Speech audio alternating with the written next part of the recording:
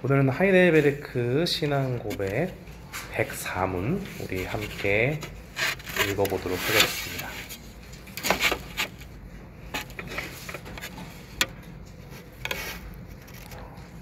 (104문)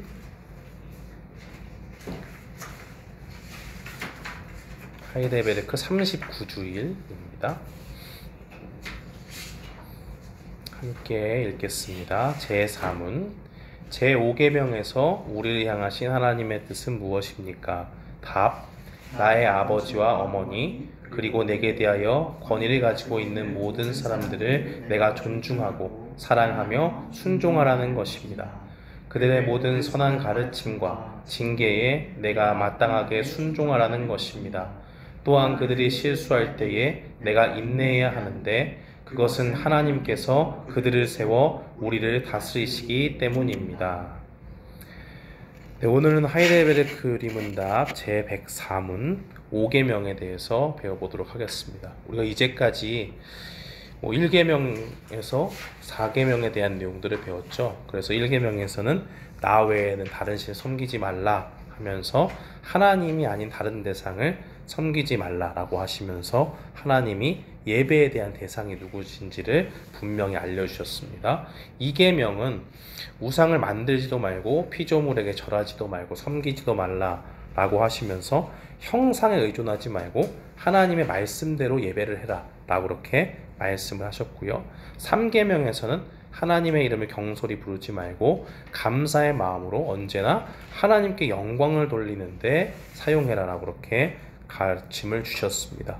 4계명의 말씀을 통해서는 안식일을 거룩히 지켜서 하나님께서 주신 그 거룩한 하나님과의 교제가 있는 안식일을 통해서 우리가 참된 안식일의 주인이신 예수님을 바라보고 그 실체가 되신 안식의 실체가 되신 주님을 바라보면서 부활의 주님이 부활하신 그 부활 주일을 주일로 지키면서 예배를 드리고 말씀을 배우고 죄를 멀리해서 지금 우리가 살고 있는 삶의 현장 가운데서도 예배를 통해서 우리를 만나주시는 하나님의 품 안에서 주님이 주시는 참된 안식을 경험해야 된다고 그렇게 배웠습니다.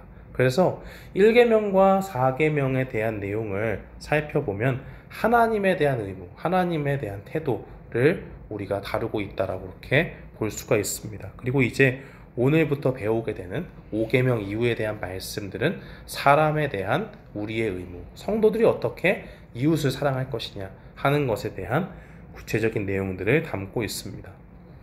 그래서 우리가 살펴볼 때에 오늘 강의는 예수님의 율법 요약, JX는 예수 그리스도를 얘기하는 겁니다. 그리고 5계명의 말씀을 한번 보고 5계명의 요구들을 쭉 한번 살펴보겠습니다. 첫 번째 보시면 예수님의 율법 요약이라고 되어 있죠. 예수님께서 마태복음 22장의 율법사의 질문을 받습니다. 율법사는 서기관이랑 같은 거라고 보시면 되는데요. 율법을 전문적으로 가르치는 사람이고 오늘날에 있어서는 신학교 교수 같은 사람이라고 볼 수 있죠. 그런데 이 사람이 아주 나쁜 의도를 가지고 예수님에게 질문을 합니다. 시험을 하려고요. 시험을 하기 위해서 어느 계명이 가장 큽니까? 라고 물어보니까 예수님께서 이 율법 전체, 넓게 얘기해서는 성경 전체를 어떻게 요약하셨느냐? 첫 번째는 내 마음을 다하고 목숨을 다하고 뜻을 다하여 주 너의 하나님을 사랑하라 라고 그렇게 가르치셨고, 이것이 첫째 되는 계명이요 둘째도 그와 같으니 내 이웃을 내 자신과 같이 사랑하라 하셨으니 이 두 계명이 온 율법과 선지자의 강령이다 라고 그렇게 말씀을 하십니다. 그래서 10계명의 두 부분을 우리가 요약을 해보자면 예수님께서 가르쳐 주신 이 율법과 선지자의 강령이다. 이것이 전체적으로는 성경 전체 유형이라고 할 수 있지만 이 구약의 신약 시대에 살고 있는 예수님께서 구약에 대한 이 율법을 정리를 하실 때에 또한 이렇게 1계명에서 4계명에 대한 내용들을 하나님 사랑으로 정리를 하시고, 그리고 나머지 5계명부터 10계명의 내용들을 이웃사랑으로 정리하셨다라고 그렇게 볼 수가 있습니다. 그래서 우리가 하이델베르크 93문에 보면 이미 우리가 배웠듯이 10계명은 어떻게 나눠집니까? 라는 질문에 바로 이렇게 두 부분으로 나눠진다라는 것을 미리 배웠던 것 한번 기억하시면 되겠습니다. 그리고 이 이웃 사랑의 계명이 이제 5계명부터 시작이 되는데 이 계명을 더 잘 깨닫도록 하기 위해서 마태복음 7장 12절을 주셨다라고 이렇게 우르시누스 선생님께서 말씀하셨어요. 마태복음 7장 12절은 무엇이든지 남에게 대접받고자 하는 대로 너희도 남을 대접하라. 이것이 율법이요 선지자니라 라고 이렇게 증거하고 있습니다. 그러니까 이제 하나님께서는 하나님을 사랑하는 그 백성들이 주님을 경배하고 주님을 사랑하는 사람들로서 세상 가운데서 정말 내가 대접받고 싶은 대로, 우리는 항상 대접을 잘 받고 싶어 하잖아요. 그런 것처럼 내 몸을 사랑하는 것처럼 내 이웃을 사랑하는 것이 무엇인지를 이제 5계명부터 알려주시는 겁니다. 그래서 5계명의 말씀을 보면 출애굽기 20장과 신명기 5장에 같이 나오게 되는데 조금 다르지만 내용은 비슷합니다. 우리 함께 출애굽기 20장 12절 함께 읽어보겠습니다. 내 부모를 공경하라. 그리하면 내 하나님 여호와가 내게 준 땅에서 내 생명이 길리라. 신명기 5장 16절도 한번 읽어보겠습니다. 너는 내 하나님 여호와께서 명령한 대로 내 부모를 공경하라. 그리하면 내 하나님 여호와가 내게 준 땅에서 내 생명이 길고 복을 누리리라 라고 이렇게 증거합니다. 길이가 조금 달라서 그렇지 결론적으로 내용은 똑같습니다. 내 부모를 공경하라. 그리하면 내 하나님 여호와가 내게 준 땅에서 내 생명이 길게 된다 라는 것을 말씀하시죠. 그렇다면 이 5계명의 말씀은 우리에게 무엇을 요구하는가 살펴보면 첫 번째 거기 보면 내 부모를 공경하라 라고 이렇게 제가 기록을 했는데 공경하라는 단어의 의미가 무엇이냐, 공경하라라고 하는 히브리어 동사 카베드라는 말이 있는데요. 이것의 명령형, 공경하라 라고 얘기하니까 명령형은 이 출애굽기와 신명기 딱 두 군데밖에 나오질 않습니다. 우리가 방금 읽었던 그 5계명의 말씀에 나와 있는 거죠. 그래서 사전적으로 이 공경이라는 단어가 도대체 무슨 뜻이냐 살펴보면 공손히 받들어 섬기다 라는 뜻을 가지고 있어요. 그래서 이 5계명에 적용을 해보면 내 부모를 공손하게 또 조심하며 섬기고 정중하게 이렇게 받드는 것이다 라고 이렇게 우리가 이야기를 할 수가 있습니다. 그렇다면 여기서 사용된 이 카베드라는 이 히브리어 단어의 기본적인 뜻은 무엇이냐? 무겁다라는 거예요. 거기 보시면 사무엘상 4장과 제가 사무엘하 14장의 내용을 이렇게 써놨는데 앞에 보시면 사무엘상 4절의 말씀은 나이가 많고 비대하다 라고 그렇게 이 엘리 선지자가 죽을 때에 나오는 그 모습인데 법궤를 뺏기고 이제 죽게 되잖아요. 그때 나이가 많고 비대하다, 몸무게가 많이 나갔다 라고 할 때 그 무거움에 대해서 이 카베드를 사용하고 있습니다. 사무엘하 14장 26절은 그 머리털이 무거움으로 연말마다 깎았으니 그의 머리털을 깎을 때 그것을 달아본즉 그의 머리털이 왕의 저울로 200세겔이었더라. 이 압살롬이 머리가 굉장히 길었죠. 근데 얼마나 길었는지 굉장히 이게 두껍고 숱도 많았나 봐요. 그러니까 그 무게가 굉장했다라고 하는 것을 증거하고 있습니다. 그러니까 이 카베드의 명령형을 해석해 보면 무겁게 여기다, 비중 있게 생각하다, 중요하게 여기다라는 뜻을 가지고 있는 거예요.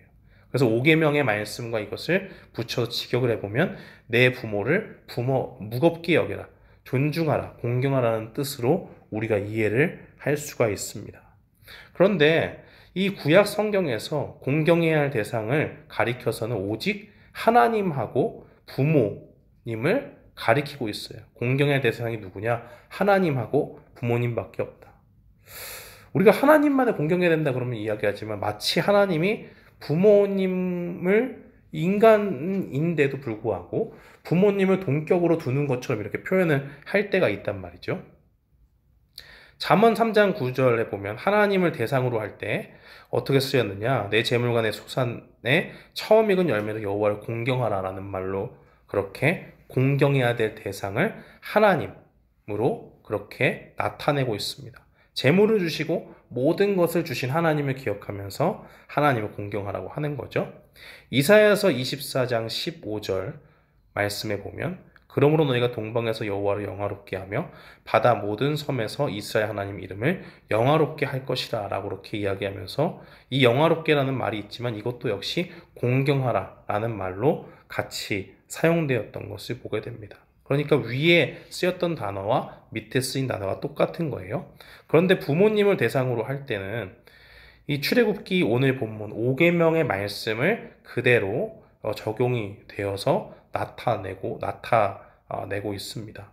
그래서 출애굽기 20장의 본문 우리가 읽은 대로 내 부모를 공경하라, 또 신명기 5장의 본문 내 부모를 공경하라 라는 말로 이렇게 공경하라는 말을 똑같이 쓰고 있어요. 그러니까 왜 이렇게 구약에서 그 수많은 책들이 있는데 공경하라는 말, 이 카베드라는 말의 명령형을 이 하나님과 부모님으로 이렇게 국한하고 있냐라고 우리가 생각해 봤을 때 결론적으로 생각해 보면 하나님을 공경하고 하나님을 존중하듯이 부모님을 공경해야 된다는 것을 우리가 깨달을 수가 있는 겁니다.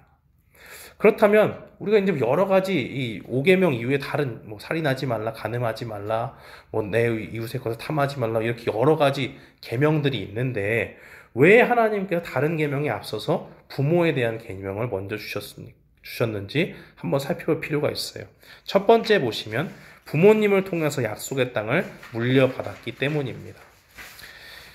출애굽기 20장 12절 말씀에 보니까 내 하나님 여호와가 내게 준 땅에서 라고 그렇게 기록을 하고 있죠. 여기서 보면 부모님은 여호와께서 이스라엘에게 기업으로 주신 땅을 자녀에게 물려주는 존재입니다. 그러니까 내가 부모를 선택할 수는 없지만 하나님께서 주신 부모님을 통해서 내가 약속의 그 자리에 나와 있는 하나님의 백성이 되고 언약 백성으로 부름을 받게 되는 거예요. 레위기 20장 24절 말씀해 보니까 내가 전에 너희에게 이르기를 너희가 그들의 땅을 기업으로 받을 것이라. 내가 그 땅 곧 젖과 꿀이 흐르는 땅을 너희에게 주어 유업을 삼게 하리라 하였노라. 나는 너희를 만민 중에서 구별한 너희의 하나님 여호와이니라 라고 그렇게 증거하고 있습니다. 젖과 꿀이 흐르는 땅을 너희에게 주어서 유업으로 삼게 했다. 하나님이 약속의 땅으로 주신 가나안 땅을 이야기하죠. 근데 그 땅을 준 것이 뭘 얘기하는 거예요? 나는 너희를 만민 중에서 구별한 너희의 하나님 여호와다. 하나님께서 거룩한 백성으로 구별한 백성으로 그 증거로 이 땅을 주셨다는 거예요. 그러니까 하나님이 주신 땅을 받는다? 단순히 우리가 비싼 땅을 가졌다, 아주 가치가 좋은 땅을 가졌다, 이런 정도의 무슨 경제적인 이익을 얻는 것이 아니라 바로 주님이 주신 이 약속의 땅을 얻는 것은 하나님의 구별된 언약 백성으로 들어가는 그러한 표시가 되는 거예요. 그래서 자녀들은 하나님이 주신 부모를 통해서 그것을 그냥 거저 받게 되니까 그들에게 순종해야 될 것이 당연했다는 겁니다. 두 번째로 보시면 부모로부터 생명을 얻기 때문이다라고 그렇게 기록을 했습니다. 내 생명이 길리라라는 말씀을 출애굽기 20장 12절 말씀해 주셨는데요. 이걸 직역을 하게 되면 내 날들, 부모를 내 생명이 길리라라고 할 때 내 생명이라고 하는 것은 내 날들이라는 말이에요. 그러니까 부모를 통해서 생명을 얻고 살아가는 인생의 날들을 이야기하는 겁니다. 부모님이 없으면 그 어느 누구도 이 땅에 태어날 수가 없죠. 그런데 하나님께서 예정하신 기쁘신 뜻대로 우리에게 부모님을 주시고 또 우리가 선택하지 않았지만 가장 좋은 부모님을 통해서 우리가 이 땅을 살아가는 그 날들을 선물로 주셨습니다. 그러니까 부모님은 하나님이 우리에게 인생의 날들을 살도록 생명을 전해주신 분이기 때문에 우리가 마땅히 공경과 존경을 드리는 그런 대상이 되어야 된다는 거죠. 그래서 하나님이 정하신 부모라는 게 굉장히 중요한데 사람이 택해서 받은 것도 아니고 자녀들이 이렇게 부모를 보고 저 사람은 내 부모가 될 자격이 있어 라고 선택한 것이 아니라 하나님께서 기쁘신 뜻대로 정하신 부모님이 인간에게, 그 자녀들에게 가장 좋은 부모를 주시고 또 그 가운데서 무엇을 보여주는 거예요? 태생적으로 날 때부터 알게 된 권위자를 만나게 되죠. 권위자.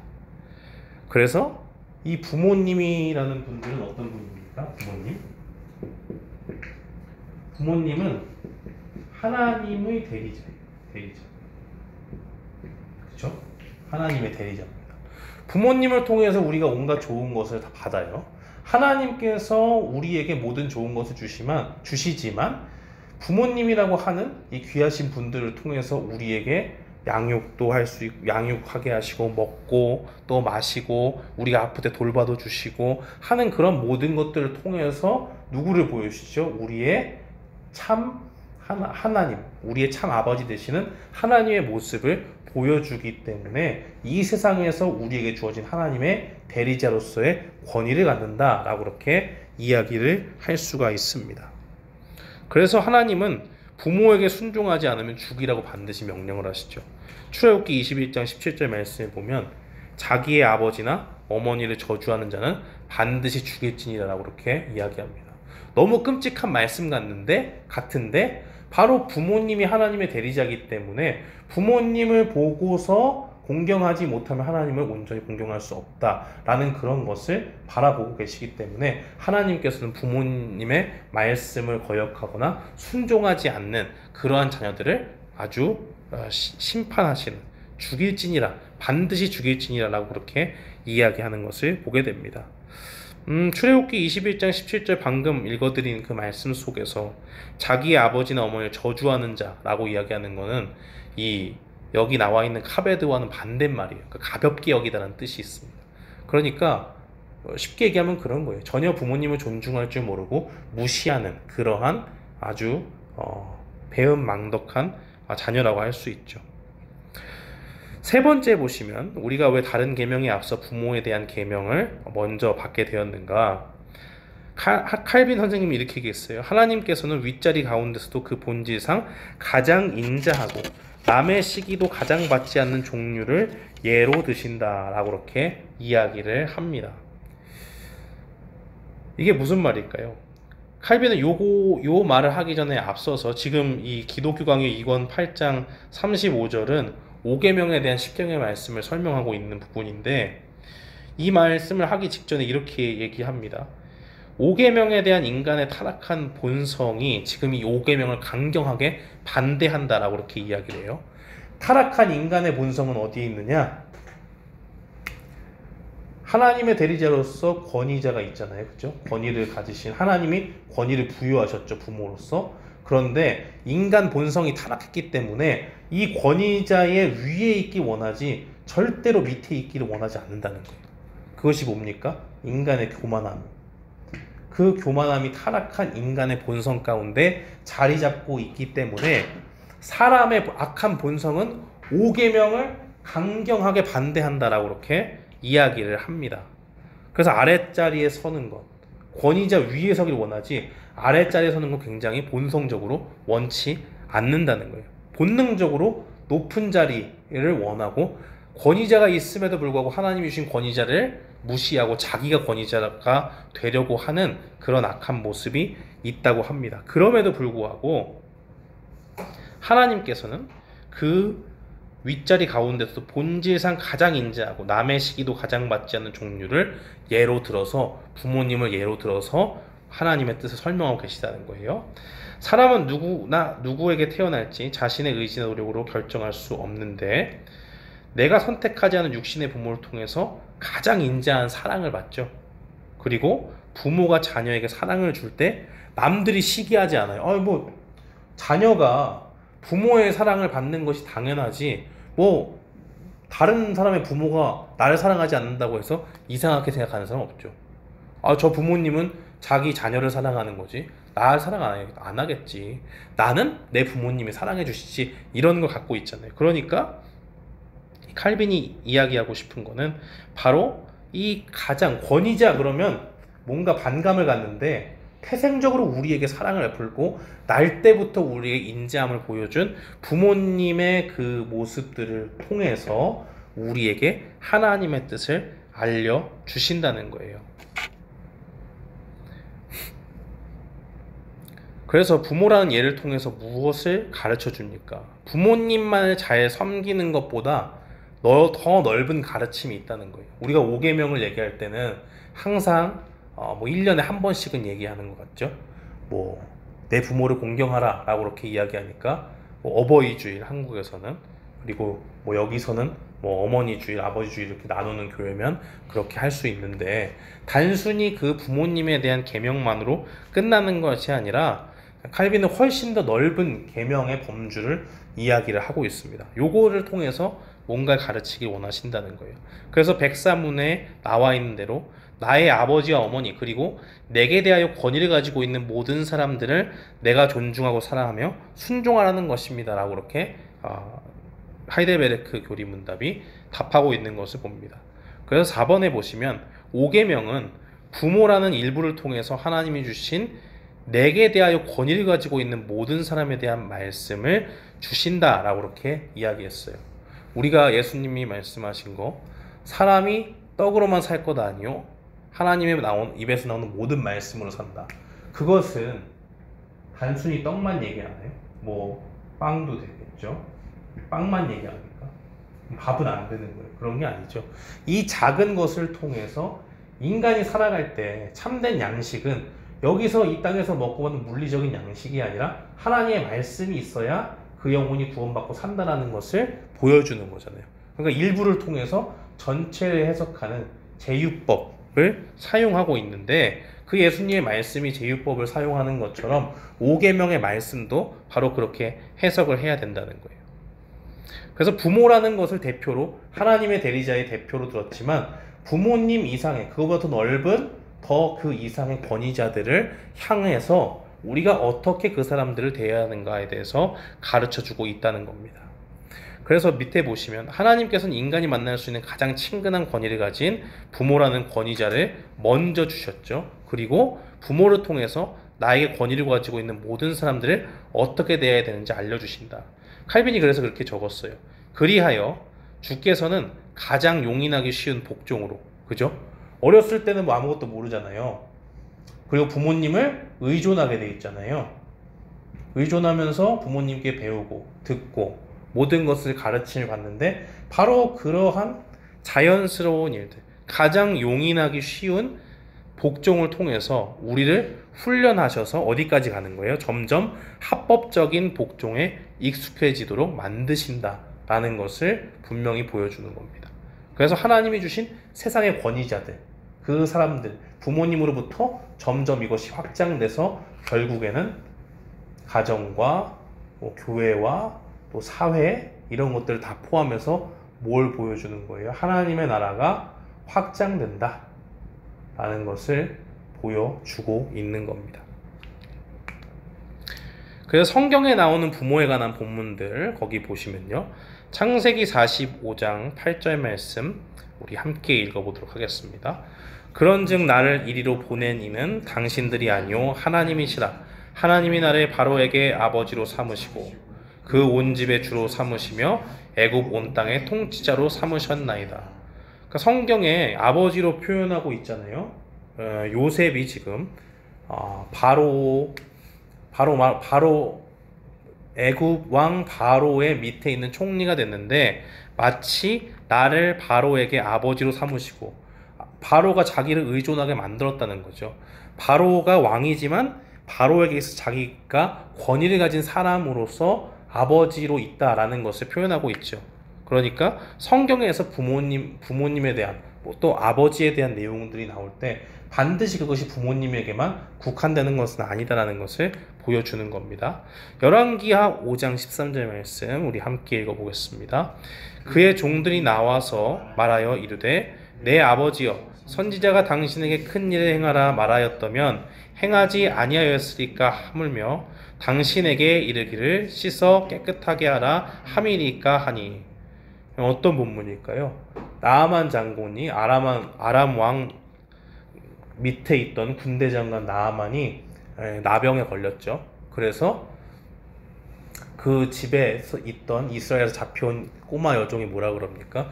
그 나아만 장군의 와이프 여종이었는데 우리 주인이 나아만 장군이 사마리아에 가서 선지자를 만났으면 좋겠습니다 라고 그렇게 이야기를 했죠. 그래서 이 아람 왕이 그 나아만 장군이 그 얘기를 듣고 아람 왕한테 가서 얘기를 합니다. 이러이러한 얘기가 있던데 사마리아로 좀 가면 안 되겠습니까? 그러니까 아람 왕이 편지를 써주죠. 그래서 이스라엘 왕한테 우리 군대 장관 잘 좀 부탁하면 병 좀 고쳐주세요 라고 얘기하니까 그걸 본 이스라엘 왕이 옷을 찢죠. 내가 하나님도 아닌데 어떻게 고쳐주냐? 너희가 우리를 공격하려고 하는 거 아니냐? 라고 막 이렇게 할 때 그때 하나님의 선지자가 나타나서 뭐라고 합니까? 하나님께서 이 일을 지금 왕이 지금 옷을 찢고 화낼 게 아니라 이스라엘 땅에 진짜 하나님의 선지자가 있다는 걸 보여주겠다. 나에게 보내십시오. 라고 그렇게 이야기하니까 진짜로 아람왕의 편지를 들고 이제 온 이 나아만 장군이 그 앞에 나가서 섰는데 선지자가 만나주질 않았어요. 대신 종을 보내서 얘기하죠. 요단강에서 7번 씻으면 나을 거라고. 그러니까 화가 나가지고 얘기하는 거. 아니 우리 다메섹에 가면 다마스커스에 가면은 아람에게 더 좋은 뭐 바르바라든지 좋은 강물이 있는데 내가 거기 가서 씻지 여기까지 와가지고 내가 그래도 나라의 2인자인데 나와보지도 않고 어떻게 나한테 이렇게 얘기할 수 있냐 라고 하면서 자기 생각에는 이러면서 자기 치료법을 얘기해. 그러니까 종이 와서 얘기하는 거예요. 내 아버지요, 선지자가 당신에게 큰일을 행하였다 말하였다면 행하지 아니하였을까? 하물며 당신에게 이르기를 씻어 깨끗하게 하라 함이니까.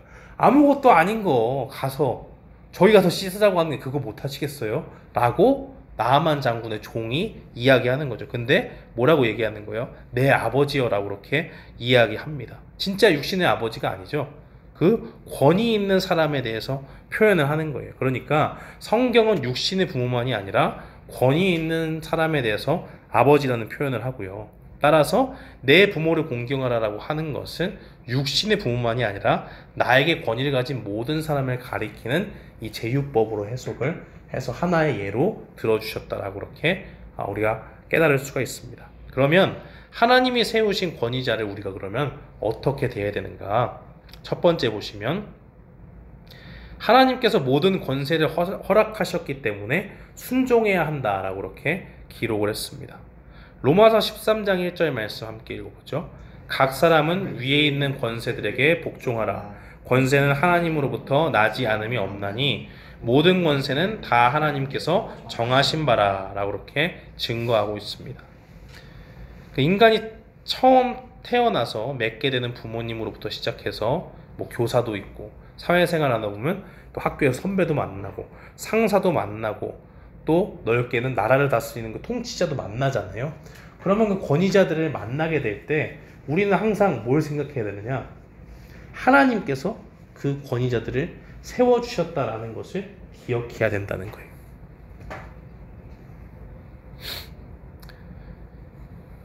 하나님이 주신 권위, 하나님이 부여한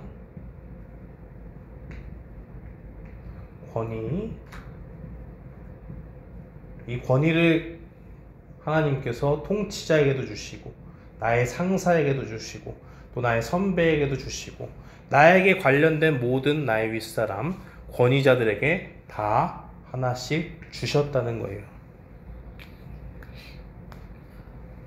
그러면 이런 관점에서 볼 때 우리가 그러면 권위를 어떻게 봐야 되는가? 하나님께서 주신 것이기 때문에 내가 생각할 때 조금 아닌 것 같아요. 그래도 그 가운데서 우리에게 요구되는 것은 뭐냐? 순종이다 라는 것을 분명히 기억해야 됩니다. 그런데 예외가 하나 있죠. 이번에 보시면 권위자의 태도가 악할 때는 어떻게 되는가? 다니엘서 6장 22절 말씀해 보니까 나의 하나님이 이미 그의 천사를 보내어 사자들의 입을 봉하셨으므로 사자들이 나를 상해하지 못하였사오니 이는 나의 무죄함이 그 앞에 명백함이오며 또 왕이여 나는 왕에게도 해를 끼치지 아니하였나이다 라고 이렇게 증거하고 있죠. 이 기독교 강요 4권 20장에 보면 정치에 대한 얘기를 하고 통치자에 대해서 얘기하는데 칼빈이 이렇게 얘기합니다. 주 안에서만 그들에게 순종해야 된다. 그들은 누구죠? 이 권위자. 하나님께 권위를 묻은 권위자가 있는데 그 가운데서 통치자들이 정말 악하게 행할 때 우리는 어떻게 해야 되느냐? 만일 그들의 명령이 하나님과 반대되는 것이라면 그들의 명령을 존중하지 말라. 이럴 때는 집권자들이 가진 위험에 조금도 관심을 가질 필요가 없다. 그들이 진정으로 최상인 하나님의 권력 앞에 굴복한다고 해도 그들의 위험은 조금도 상하지 않는다. 이런 생각에서 다니엘은 그가 왕의 불경건한 칙령에 복종하지 않았을 때 자신은 왕에게 어떤 죄를 지은 것이 아니라고 분명히 고백을 하고 있죠. 그러니까 하나님께서 주신 권위자들이 이렇게 세워졌어요. 어떤 통치자가 독재를 해요. 독재. 독재를 하는데 그 악독한 칼날을 가지고 사람들을 핍박을 합니다. 그럴 때에 이 칼빈은 어떤 얘기를 하냐면 그것이 하나님의 심판의 칼이다, 심판의 도구다 라고 그렇게 이야기도 하기도 해요. 그러니까 우리가 악독하게 살았던 것, 그것들을 이 독재자들을 통해서, 악한 통치자들을 통해서 우리에게 심판할 때도 있는데, 그 가운데서 하나님의 그 말씀과 완전히 배치될 때에 그때는 그 통치자들에 맞서서 우리가 복종하지 않고 권위를 부여하신 하나님의 권위를 더욱더 크게 인정하는 길로 가야 된다는 것을 말씀을 하고 있습니다. 그렇다면 하나님의 질서 속에서 여러 관계가 있는데요. 이 부모를 통해서 맺게 된 관계를 통해서 우리는 교회 안에 여러 가지 또 관계들을 보게 돼요. 사람은 부모와 첫 번째 관계를 맺게 되지만 그 부모를 통해서 여러 가지 것들을 배워서 다른 사람들에게 영향을 끼치죠. 거기서 보고 배운 것들을 계속해서 우리가 배우고 또 다른 사람에게 그것을 통해서 영향력을 끼칩니다. 그것이 교회도 그렇고 사회도 그렇고요. 그래서 이 경건한 부모님들이 하나님을 잘 섬기고 또 육신의 부모님을 잘 섬기게 되면 그 아들과 딸들이 어떻게 돼요? 자연스럽게 하나님의 사람들은 우리가 성도라면 그렇게 하는 것이 맞구나라고 생각을 하고 또 그렇게 살아가게 되고 이것이 계속적으로 퍼지게 되면서 어떻게 되는 겁니까? 하나님이 기뻐하시는 하나님의 나라가 이제 이 세상 가운데, 이 사회 가운데 점점 퍼지게 되는 거예요. 그래서 우리가 요즘에는 그런 생각합니다. 우리 그런 얘기 하시더라고요. 심청전 얘기하면은 아버지를 공양하기 위해서 물에 빠진 심청이를 보면서 효녀가 정말 큰일 했다 이런 생각을 한다고 하지만 요즘은 그런 생각 안 하죠. 아니 어떻게 그래도 그렇지 어떻게 저 딸이 저렇게 물에 빠지는데 그걸 가지고 이렇게 사람들이 그 효녀라고 얘기하고 오히려 그것이 아니라 이 심청이를 보호하지 못했던 부모를 탓하고 막 이렇게 하는 이 탈권위적인 현상들이 나타나는 것을 보게 되죠. 그러니까 저 사람이 효심이 깊다, 나도 저렇게 되고 싶다 이렇게보다는 아니 저렇게 되기까지 어떻게 저렇게 집안을 돌보지 않고 아무리 그래도 그렇지 뭐 그런 생각을 하는 사람들이 있어요.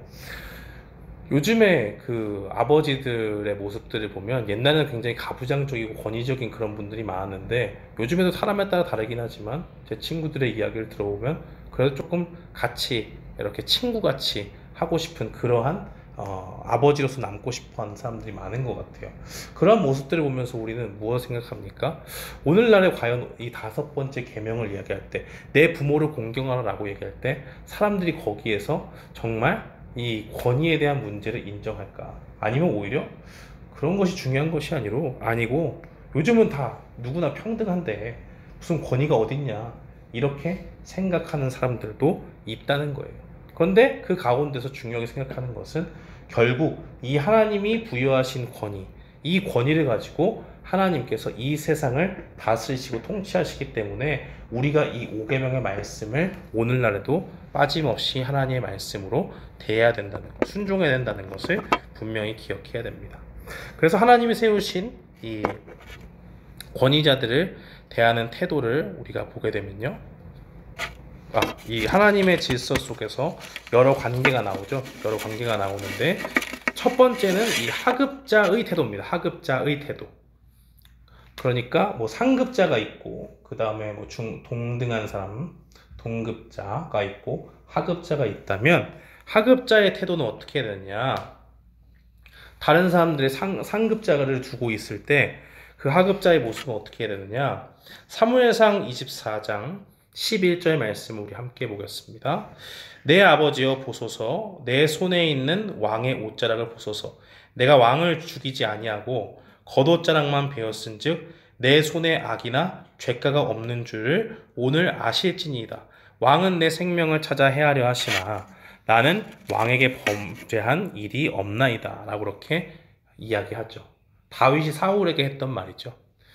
사울이 다윗을 쫓아서 굴에 숨어 들어간 이 다윗을 잡기 위해 쫓아왔는데 그때 이 사울을 보고 사울이 자고 있었는데 그것을 죽이지 않습니다. 오히려 자고 있을 때 물병과 창만 가지고 오죠. 그리고 그전에는 동굴에 들어가 있을 때 숨어 있는데 사울이 이제 소변을 보러 왔는데 그때 옷깃만 이렇게 쓱 베는 것을 보게 되죠. 그런데 그것을 베고도 마음이 편치가 않았어요. 왜요? 하나님께서 기름 부어 세우신 왕이기 때문에 다윗은 그 왕의 목숨을 손대길 싫어했다는 거죠. 그러니까 다윗은 약삭빠르게 야 지금이 찬스다. 내가 저 사람을 꺾고 내가 이제 왕이 될 저로의 찬스가 왔다라고 생각하기보다는 하나님의 때를 기다린 거예요. 부족한 군주가 분명히 있습니다. 부족한 지도자가 있죠. 어떤 사람은 굉장히 좋은 강점이 있는데 한 부분은 또 약할 수도 있고 또 이 부분은 잘하지만 또 다른 부분이 연약할 수가 있잖아요. 그러니까 이 세상에 완벽한 사람은 없고 다들 조금씩 흠과 또 어리숙함이 있는데 그 가운데서 우리는 무엇을 해야 되느냐? 그러한 모습들의 지도자들을 보면서 또 나의 상급자들을 보면서 내가 인내해야 된다는 것을 보여주는 겁니다. 골리앗을 쓰러뜨리고 돌아오니까 여인들이 막 찬양을 부르잖아요. 사울을 죽인 자는 천천히요. 다윗이 죽인 자는 만만이다. 그때부터 이제 미움을 사기 시작해서 계속적으로 죽음을 위기에 쫓기게 되는데 다윗은 계속적으로 어떻게 보면 정말 너무 미련한 것 같아요. 오죽하면 다윗이 같이 다녔던 그 부하가 지금이 찬스라고 얘기해 주잖아요. 그런데도 다윗은 못 죽이겠다 이야기합니다. 사무엘상 24장 17절 말씀에 보니까 뭐라고 되어 있죠? 다윗에게 이르되 나는 너를 학대하되 너는 나를 선대하니 너는 나보다 의롭도다. 누가 한 얘기입니까? 사울이 자신의 결백을 증명하는 다윗의 말을 듣고 나는 죽일 기회가 있는데 안 죽었는데 왜 도대체 나한테 왜 그러세요? 저는 왕에게 나쁜 악감정이 없습니다. 라고 이야기하니까 사울이 그걸 듣고 자기의 실수를 인정하죠. 나는 너를 학대하는데 너는 날 선대하니까 네가 나보다 낫다. 라고 얘기하는 겁니다. 그러니까 상급자를 대할 때 어떤 사람은 뭐 불의를 참지 못하고 무조건 들이박는 사람이 있어요. 그건 안 된다는 거예요. 지혜롭지 못한 겁니다. 오히려 이 다윗을 보면서 우리는 무엇을 봐야 됩니까? 상급자의 실수와 부족함이 분명히 있어요. 다윗이 봤을 때 사울을 어떻게 봤겠어요? 조금 교만한 사람이면 그렇게 생각했을 거예요. 아니 사람들이 저렇게 찬양한다고 뭘 그렇게 자존감이 낮아가지고 자기가 왕인데 뭘 날 이렇게 제거하려고 하고 악신이 들려서 그 앞에 창으로 2번 찔러서 죽을 뻔 하잖아요. 다윗이. 그걸 피하면서 뭐 하겠어요? 우리 왕은 악신이 들렸어. 하나님의 영광이 이제 곧 떠날 거야. 라고 얘기하면서 악당을 퍼뜨릴 수 있는데 다윗의 모습 속엔 그런 게 한 번도 없어요. 왜 그럴까요? 상급자를 대하는 태도가 달랐기 때문이죠. 오히려 상급자의 실수와 부족함이 있을 때 권위를 인정해 줍니다. 왕이에요, 아직도. 그런데 진심 어린 조언을 하는 지혜가 필요한 거죠. 그럴 때 이 약점과 결점을 인내하면서 지혜를 구하면서 조언을 할 때 이 마치 다윗의 고백을 들은 이 사울의 고백처럼 이러한 진심 어린 조언을 듣고 자신의 실상을 이렇게 뉘우치고 또 올바르게 바라보는 그러한 고백들이 분명히 나옵니다. 그래서 우리 자신도 인격과 실력에 부족함이 있음을 언제나 인정을 해야 돼요. 그리고 우리는 나도 모르게 어느 순간에 권위자가 됩니다. 그게 무슨 말이냐? 처음에는 직장에서도 말단에 있잖아요. 근데 점점 올라가면 올라갈수록 어떻게 돼요? 봉급도 올라가고 다 좋은데 점점 책임감도 올라가죠. 그러면은 자연스럽게 내가 뭐가 되는 거예요? 이 밑에 있는 사람들은 내가 상급자가 되는 거예요. 그럼 그때 뭘 생각해야 됩니까? 야, 내 말이면 무조건 들어 이게 아니라 야, 나도 이런 부족한 게 있고 이런 부족한 게 있는데 네가 조금 이거 잘하는 것 같아. 좀 채워줬으면 좋겠어. 좀 도와줘. 이렇게 얘기하면 아주 일이 그래도 쉽게 풀리잖아요. 바로 그러한 성숙한 모습이 우리에게 필요하다는 겁니다. 그래서 권위자의 위치에 섰을 때를 대비하는 자세와 태도가 필요한 거예요.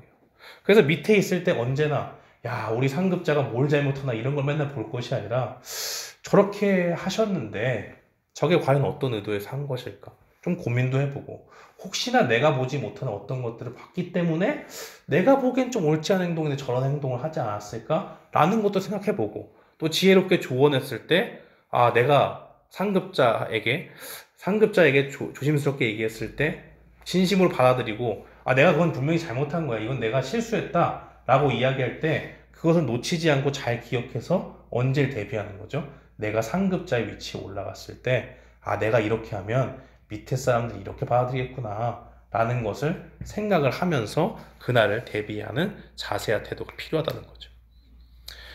두 번째 보시면 동급자의 태도입니다. 고린도전서 12장 26절, 만일 한 지체가 고통을 받으면 모든 지체가 함께 고통을 받고 한 지체가 영광을 얻으면 모든 지체가 함께 즐거워하느니라. 이게 아주 우리에게 주어진 중요한 말씀인데요. 그리스도께서 머리시고 교회의 머리 되시고 그 다음에 우리는 한 지체로 묶여 있습니다. 여기 뭐 팔도 있고 다리도 있고 그림을 못 그리는 건 이해해 주시고, 그렇지만 뭐 여러 가지 뭐 신체의 부위가 있지만 상관없이 뭐 다리가 아프면 그것도 몸이 아픈 거잖아요. 다 똑같은 거예요.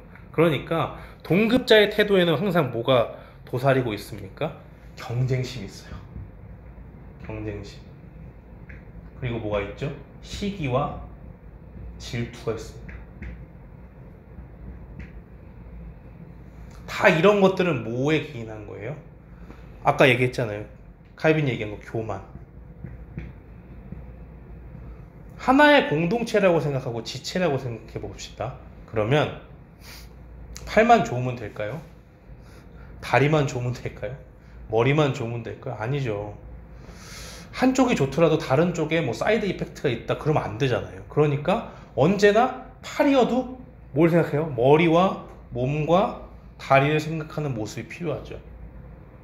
여기에는 교만이 있는 게 아니에요. 아, 내가 다른 몸 부위보다 더 근육이 많아지고 힘이 세지고 이랬으면 좋겠다. 이런 관심이 없죠. 대신 뭐가 있는 거예요? 우리는 한 지체니까 다 좋아야지.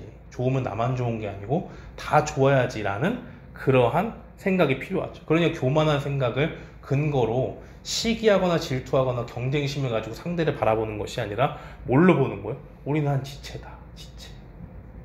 그리고 뭐 몸이다. 이렇게 생각을 하고, 그러면 이런 생각이 가지면 상대방에서 어떤 모습이 생깁니까?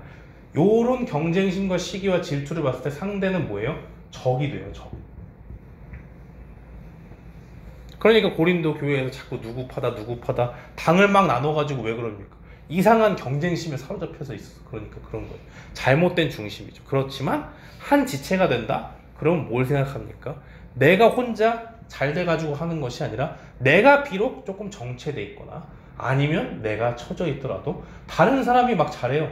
그러면 박수 쳐줄 수 있죠. 아, 내가 잘 못하는데 이 사람이 이만큼 잘하니까 나를 그래도 이만큼이나 커버해 주는구나. 그거에 대해서 감사하고 하나님께 영광을 돌릴 수 있죠. 하나님, 저 사람을 통해서 나의 부족한 부분들이 가려지고 주님의 영광이 더욱더 드러나고, 그래서 우리가 이 안에서 아름다운 조화를 나타내서 주님께 영광을 돌리니까 얼마나 감사합니까? 이런 모습이 우리에게 필요한 거예요. 그러니까 빌립보서 2장 3절에 뭐라고 그러죠? 아무리나 다툼이나 허영으로 하지 말고 오직 겸손한 마음으로 각각 자기보다 남을 낮게 더 높은 사람으로 여기라. 바로 그러한 모습들이 우리에게 필요한 겁니다. 민수기 12장 2절 말씀 보시면, 그들이 이르되 여호와께서 모세와 말씀하셨느냐 우리와도 말씀하지 아니하셨느냐 하며 여호와께서 이 말을 들으셨더라 라고 기록하고 있습니다. 이 말씀 왜 기록했냐면요, 민수기 12장에 모세가 구스 여인이라고 하는 사람, 이름은 없지만 구스 여인이라고 하는 그 사람이랑 결혼을 하죠. 그 이방 민족이랑 결혼을 한 건데 그 구절 자체도 굉장히 논란이 많습니다. 논란이 많지만 어쨌든 이방 민족과 결혼을 해가지고 그것을 책잡아서 지금 누가 얘기하는 거예요? 미리암하고요, 아론이 이 권위에 도전을 하는 겁니다. 그들이 이르되, 여기서 그들이 이 두 사람을 얘기하는 거예요. 미리암은 성경의 여선지자라고 그랬어요. 여선지자. 그리고 아론은 뭡니까? 모세가 말을 잘 못하니까 하나님 붙여주신 사람이죠. 그런데 이 미리암과 아론이 누구를 대항하는 거예요? 모세를 대항하는 거예요. 모세를. 왜요? 지금 이거 하나 갖다가 문제만 삼는 것이 아니에요. 보세요. 여기에 사랑이 없어요. 사랑이 없어요. 사랑이. 지체됨이 없어요. 이게 없어요. 둘 다 없어요. 만약에 모세가 잘못을 했다. 둘이 가서 얘기하면 되잖아요. 아, 이번 일로 구스 여인을 취한 거 잘못된 것 같은데 너 이 문제를 하나님한테 물어봤냐? 내가 보기엔 하나님이 여태까지 말씀하신 걸로 봤을 때 뭔가 잘못된 것 같은데 그거 아닌 것 같은데 물어보고 결정한 거야. 조용히 가서 얘기할 수도 있어요. 근데 그런 게 아니라 여기 뭐라고 되어 있습니까? 여호와께서 모세와 말씀하시느냐? 라고 얘기하죠. 같이 지금 함께 공동체를 이끌어 나가야 되는, 한마디로 얘기하면 사역팀과 같은 건데 지금 그거 다 무시하고 모세가 더 하나님과 가깝고 하는 것 같으니까 뭐라고 얘기하는 거예요? 여호와께서 모세와 우리와도 말씀하지 않으셨느냐 라고 하니까 여호와께서 이 말을 들으셨더라 라고 이렇게 얘기하죠. 이 일로 어떻게 됩니까? 미리암이 나병에 걸립니다. 나병에 걸립니다. 만약에 모세가 미리암과 아론과 같은 중심을 가지고 있었다면 어떻게 됐을까요? 잘 됐다. 이번 참에 내 권위가 더 올라가고 미리암 아론은 다 내 밑에 있는 거지. 잘 됐네. 확실히 서열이 정리됐네. 이렇게 하겠지만 모세는 어떻게 했습니까? 민수기 12장 13절에 보면 모세가 여호와께 부르짖어 이르시되 하나님이 원하건대 그를 고쳐주소서 라고 그렇게 얘기해요. 긍휼함이 있는 거죠. 사랑이 있는 거예요. 14절 말씀에 보면 여호와께서 모세에게 이르시되 그의 아버지가 그의 얼굴에 침을 뱉었을지라도 그가 이레 동안 부끄러워하지 않겠느냐. 그런즉 그를 진영 밖에 이레 동안 가두고 그 후에 들어오게 할지니라. 진이 이렇게 있는데요. 진 밖에 내쫓으래요. 7일 동안.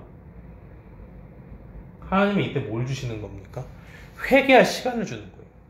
너의 죄, 미리암아, 너의 죄가 얼마나 부끄러운지 좀 깨닫고 와라 라고 7일 동안을 그 기간으로 주시는 거예요. 여기에도 뭐가 있어요? 하나님의 사랑이 있잖아요.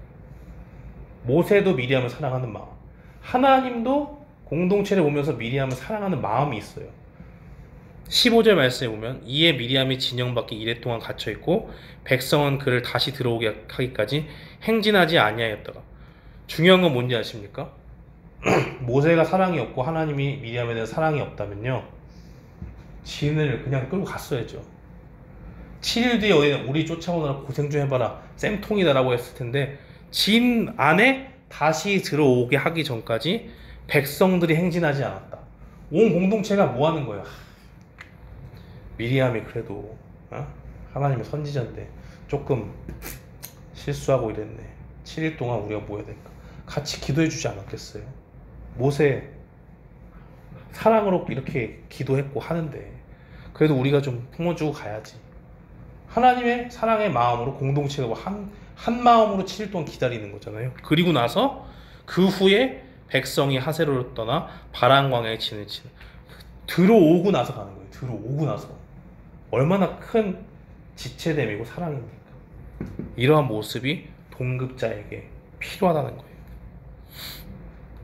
그래서 형제끼리 사랑하는 일, 누가 더 높다 낮다 이런 제자들이 서로 싸웠지만 그런 게 다 필요가 없고, 우리는 하나님이 주신 귀한 관계들 속에서 동역자들과 또 동등한 권위에 있는 사람들과 함께 하나님의 영광을 드러내고 사랑 가운데 하나가 된다는 것을 분명히 기억해야 됩니다. 세 번째 보시면 상급자의 태도, 야고보서 3장 1절 말씀인데요. 내 형제들아, 너희는 선생된 우리가 더 큰 심판을 받을 줄 알고 선생이 많이 되지 말라. 때로는 잘못을 책망하는 일이 필요하죠. 분명히 고린도 교회 문제를 바울이 바로잡기 위해서 책망을 분명히 했습니다. 그치만 그걸 계속하진 않았어요. 그러면 서로 관계가 안 좋아지고 긴장되고 이러니까 뭐예요? 회개할 기회를 계속 주면서 오히려 가는 것을 조금 멈추고, 그런 것들을 가기를 원했지만 가지를 못하게 되는 그런 상황들 가운데 놓이게도 되고, 그러면서 회개의 기회를 주고 이런 일들을 겪었죠. 그래서 책망하는 일이 필요하지만 두렵고 떨림으로 이 선생된 자, 상급자들의 모습은 더욱더 모범을 보이는 일들이 필요하죠. 그래서 내가 이제 위에 있으니까, 상급자니까 너희를 내 힘으로 찍어 누르겠다 하는 힘이 있을지라도 그걸 내가 쓰지 않아요. 왜요? 이 권위는 내게 아니고 하나님께로부터 부여받은 거니까. 그리고 내게 권위를 주셨다면 이 권위에 대한 책임을 하나님이 반드시 물으실 때가 있잖아요. 그러니까 힘을 함부로 남용하지 않습니다. 부모님이 됐을 때 자녀들에게 그렇게 하는 게 참 어렵지만 그렇게 하는 거예요. 분냄으로 무조건 자녀를 체벌하고, 미국에서 그런 일들이 있으면 경찰이 오지만 한국에서는 요즘도 많이 그런 일들이 있을 수 있죠. 또 근데 그런 모습들을 바로 이 하나님의 관점에서, 하나님이 주신 권위라는 관점에서 우리가 제어해야 될 필요가 있다는 거예요. 그리고 그 권위의 자리를 주신 하나님을 바라보면서 오히려 더욱더 모범을 보이면서 나가야 그 직위에 대한, 그 자리에 대한, 상급자로서의 위치에 대한 권위를 사람들이 인정해 준다는 거죠. 그래서 항상 이 어울리는 실력과 인격을 갖추기 위해서 기도하고 애써야 된다는 것을 기억을 해야 됩니다. 마지막으로 보시면 우리 권위에 순종해야 되는 이유를 보시면 에베소서 6장 2절 말씀, 3절 말씀 함께 읽겠습니다. 내 아버지와 어머니를 공경하라. 이것은 약속이 있는 첫 계명이니 이로써 내가 잘되고 땅에서 장수하리라. 하나님께서 계명을 주셨을 때 우리는 이 계명을 명령으로 받습니다. 명령으로 받죠. 그러면 이 명령에 우리는 순종만 해야 돼요. 그죠? 그런데 하나님께서 순종했다고 우리한테 상을 굳이 안 주셔도 상관이 없죠. 하나님 입장에서는. 내가 창조주로서 피조물한테 명령을 하는데 네가 그걸 잘 지켰다? 그렇다고 해서 내가 반드시 상 줘야 돼? 이렇게 물어보시면 우리는 뭐라고 해야 돼요? 우리는 무익한 종입니다. 그죠? 하여야 할 일을 했을 뿐입니다 라고 가는 게 맞는데, 하나님께서 은혜를 베푸셔서 뭘 주시는 거예요? 우리에게 땅에서 장수할 수 있는 확실한 약속을 부어주신다는 거예요. 이거 왜 주시냐? 우리가 반드시 받아야 하는 복이 아니지만, 반드시 받아야 되는 상이 아니지만, 우리로 하나님의 말씀에 더욱더 순종하게 하시려고 우리를 격려하시는 차원에서 우리에게 상을 주신다라는 거예요. 그래서 오늘 우리가 5계명의 말씀을 배웠는데 단순히 이게 부모님에 대한 말씀이다 라기보다는 부모님에 대한 말씀도 있고, 분명히 그 가운데서 하나님이 주신 권위자로서의 첫 번째 가장 거부감이 없는 이 복종의 예를 배울 수 있도록 부모님을 보내주시고, 그 부모님들을 통해서 우리에게 다른 공경의 대상, 또 권위를 가지고 있는 권위자를 대하는 태도를 배우게 하셔서 이 사회의 질서 속에서 많은 다른 관계들 속에 우리에게 상급자, 또 동료들, 그리고 우리 밑에 있는 사람들을 어떻게 대해야 되는지를 분명히 가르쳐 주신다는 것을 기억했으면 좋겠습니다. 그래서 이 5계명의 말씀을 통해서 우리가 세상 가운데 하나님의 사랑을 확 드러내고 이웃을 어떻게 사랑하는지, 위에 계신 분들이나